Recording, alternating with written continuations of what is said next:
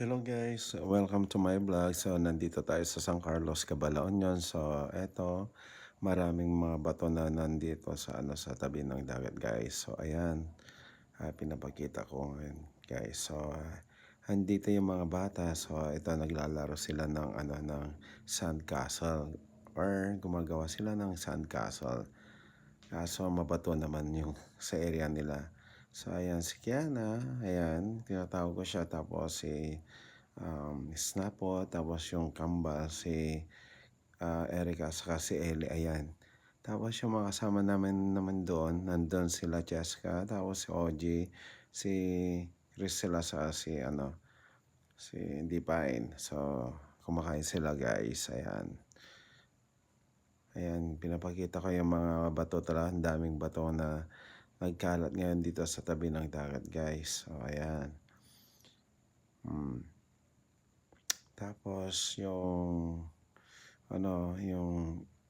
dagat ngayon is medyo hindi na siya kulay brown. Ngayon, medyo pwede na siyang paliguan. Ganon. Tapos, yung bandan doon, may maraming tao doon na namamasyal. Tapos, ayan. Balik tayo sa mga bato dyan. Ayan, kumakain na sila. Ayan, nandun si OG pala, nakatago. So, ayan.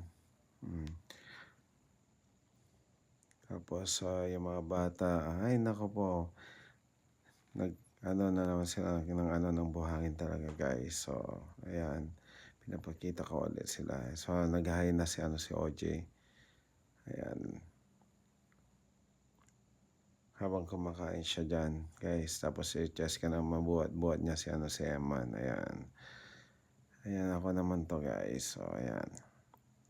Pinakita ko yung kung asan sila, yung langit, guys. Medyo maitim. Baka uulan siguro. Pero hindi naman naulan kanina, guys.